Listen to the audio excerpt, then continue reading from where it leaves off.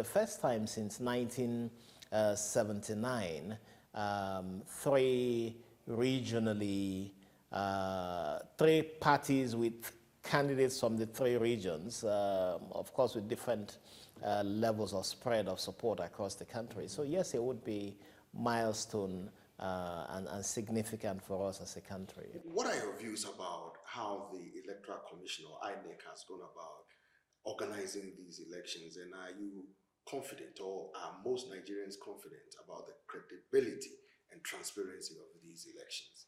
What I'm confident about is the determination of Nigerians to come out and vote. I think there's huge mobilization. I think people feel very angry about where the country is today. People are worried about what could have been and that has not been.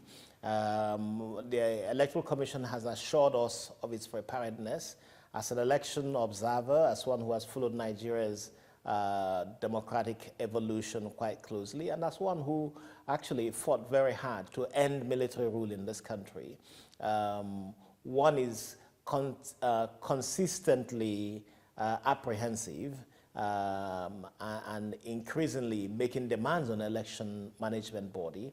We know that INEC has said to us that it is prepared for the elections. We take it by its words, but we would not sit back on that assurance alone.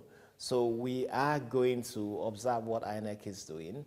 We are going to make those observations known to INEC. We're going to speak publicly so that people can see and hear, if we have concerns, what those concerns are. What about issues of intimidation and harassment by top security operatives in the country? Because some people have expressed concern about previous elections that voter apathy could be as a result of harassment and people being prevented from going to the polls and choosing who their next leaders are.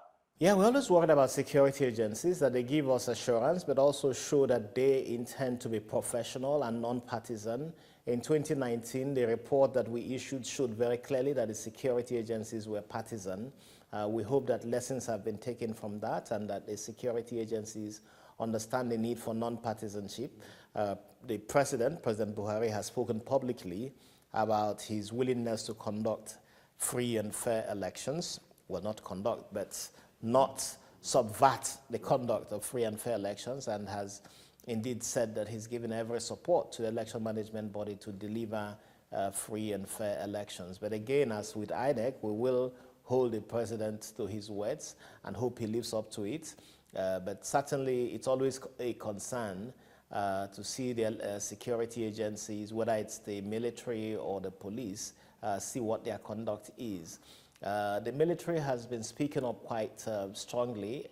The Chief of Defense Staff, General Rabo, has spoken very strongly about how important it is for the military to be professional. We welcome that. We haven't seen the Inspector General of Police speak as loudly or publicly about how he intends to ensure that the police under his leadership is able to be professional. So those are demands that we make of the police, that they should commit publicly to professionalism and non-partisanship with this election. Well, Mr. Nwankwo, what about the judiciary? Do you think it's independent enough? Because, there have been, criticisms here and there, but will the judiciary be independent enough to adjudicate disputes of these elections? Well, I think what is clear is that the judiciary is guaranteed independence in the Constitution. Some of the shenanigans you see with the courts and their decisions may not necessarily even be coming from overbearing pressure of the executive. Some of it perhaps is related to the individual whims and caprices of judges, some of whom may have compromised to politicians. We know that the leadership of the judiciary has been speaking publicly about the need for judges to be non-partisan, to be professional. We hope that this permeates the entire hierarchy of the judicial system, and that the judges see themselves as independent arbiters in the electoral process.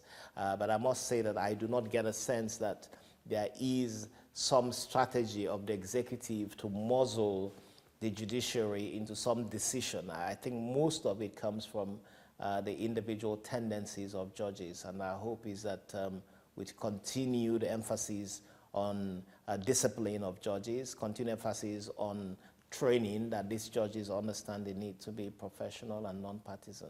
Mr. Nwankwo, before we go, do you see a lot of Nigerians turning up at the polls? Yeah. Looking at what is going on. and then the other thing too is that people have always said that the youth are usually not, they make a lot of noise on social media platforms, but on the day of voting, they usually try to shy away.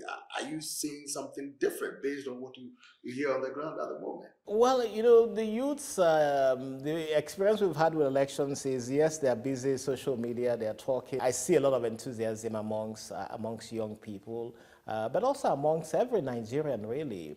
The last 8 years has been traumatic for a lot of people.